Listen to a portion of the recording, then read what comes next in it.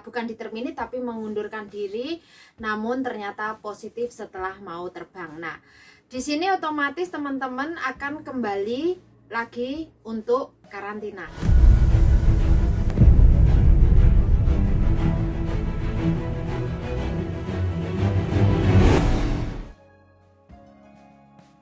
Halo, selamat malam semuanya ya. Nah, barusan ada yang menelpon, mbaknya ini kan mau pulang terus ya, finish kontrak pulang terus, dan ada yang 2 minggu lalu diterminate tapi bukan diterminate tapi mengundurkan diri, namun ternyata positif setelah mau terbang. Nah, di sini otomatis teman-teman akan kembali lagi untuk karantina, ya kan, di masa penyembuhan sebelum penerbangan pulang nantinya. Nah, sementara ini dalam karantina ini kan tidak bisa ditentukan berapa lama, minimal 14 hari, ya kan, minimal 14 hari, dan 14 hari bisa jadi lebih, ya kan, jadi mungkin akan mengganggu teman-teman pada visa tinggalnya. Nah, terus ini bagaimana Mbak Kontreng yang dia mungkin terminate kontrak?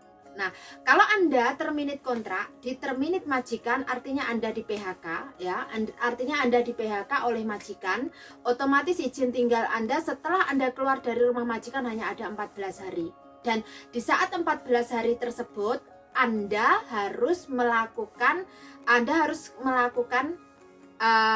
check up otomatis ya, tes PCR ya toh, tes PCR, dan juga ada tiket, dan Anda harus keluar dari Hong Kong dalam masa 14 hari itu. Nah, kalau ternyata tempat tes PCR-nya full bagaimana?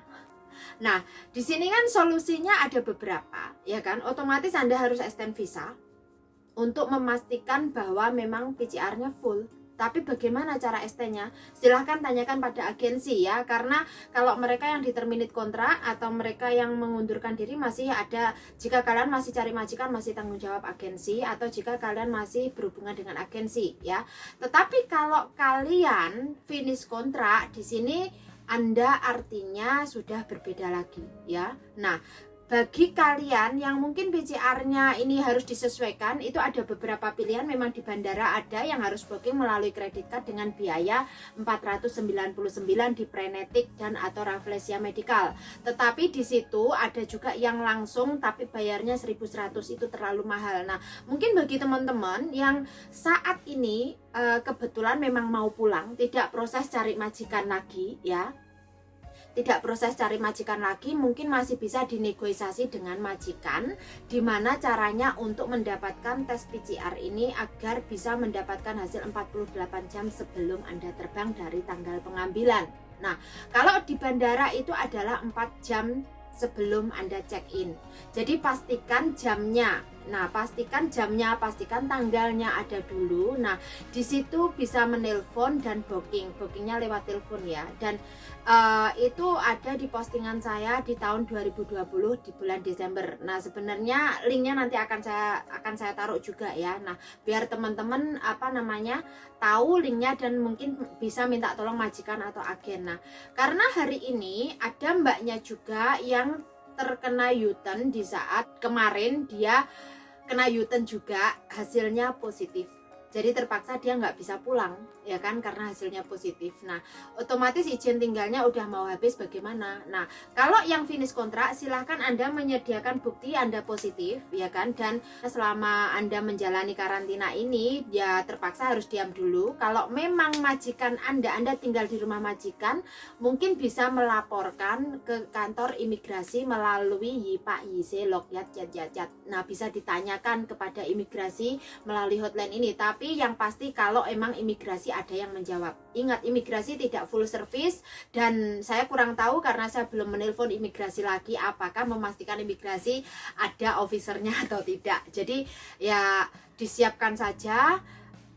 Mungkin kalau memang harus buat surat pernyataan, ya disampaikan surat pernyataannya, diantaranya adalah menyatakan terpaksa tidak bisa pulang dikarenakan adanya bukti positif itu tadi dan harus menjalani karantina atau isolasi mandiri. Dan disiapkan uang 230 di bandara, bisa melakukan pembayaran 230 sebagai bukti extension of stay di saat Anda sudah terlanjur karantina itu tadi. Sementara karantina tidak melulu 14 hari bahkan bisa lebih, karena harus dinyatakan sampai benar-benar Anda ini negatif ya. Nah, ini bagi yang mereka kena U-turn dan harus pulang. Nah, kalau bagi teman-teman yang saat ini mau memutus kontrak, diharapkan lebih berhati-hati. Karena apa? Saat ini kondisi Hong Kong seperti ini belum tentu membolehkan Anda menunggu visa di Hong Kong. Jadi, apakah visa itu bisa turun? Pertanyaan teman-teman ini, jawaban saya, masalah turun visa pasti bisa turun asal Anda tidak ada criminal record. Tetapi tidak ada kepastian apakah Anda boleh menunggu visa di Hong Kong atau tidak. Ini yang saya tidak ada jaminan atau bukan kapasitas saya untuk menjawab. Sekali lagi, jika Anda mengundurkan diri, pikirkan exit door ya. Jadi Anda harus mempunyai emergency door dan exit door. Kalau kalian berada di dalam situasi yang mungkin kalian tidak tahan dan Anda memang jalan solusi exit door-nya, Anda harus mengundurkan diri. Sebelum Anda mengundurkan diri, Anda harus ada emergency door. Emergensinya apa? Majikan baru. Yang pasti majikan tersebut sudah interview, sudah Anda ketemu, Anda sudah tahu maksud tujuan kerjanya apa, bisa mungkin agennya juga ya kan, agennya mau nggak fight buat masalahmu nanti kalau kamu harus menghadapi beberapa stage di mana kamu harus ada reconsideration, di mana kamu harus ada banding ya kan kepada imigrasi, yang ini agak membutuhkan proses agak rumit. Nah, dan sekali lagi saat ini kan semuanya serba lambat nih ya. Jadi proses-prosesnya akan memakan waktu. Kenapa? Bagi teman-teman, kalau Anda di PHK hemo panfa cek ya kan, karena Anda di PHK, apalagi di PHK langsung, majikan punya hak dan berhak sekali. Jadi hemo panfa, tidak punya pilihan lain. Tetapi kalau Anda mau mengundurkan diri, sebelum Anda mengundurkan diri, sekali lagi pikirkan emergency door dan exit door. Ya, kalau Anda mengundurkan diri exit door, berarti Anda harus punya emergency door. Pintu emergensinya adalah majikan baru dan agen yang bertanggung jawab atau agen yang mau benar-benar membantu masalah Anda. Karena apa? Tidak semua pemutusan kontrak itu diterima dengan Anda menunggu visa di Hong Kong.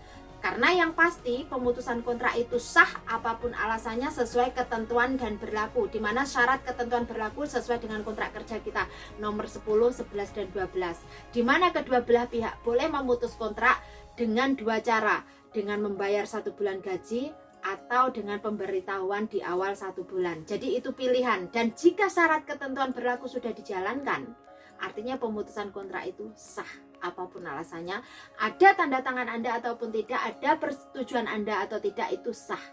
Nah, jadi yang perlu diketahui adalah ini. Nah, saat ini kalau teman-teman memang masih belum mempunyai jalan keluar, mungkin saat ini kalian masih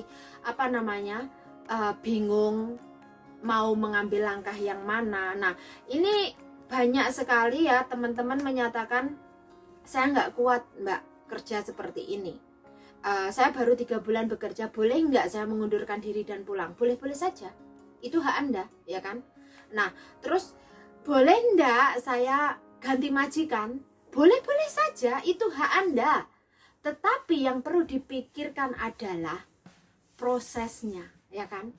Jadi, kenapa saya selalu bilang bahwa lebihlah bersabar saat ini, menunggulah sesaat, karena saat ini bukan waktunya Anda ngangking, bukan waktunya Anda keras kepala ya.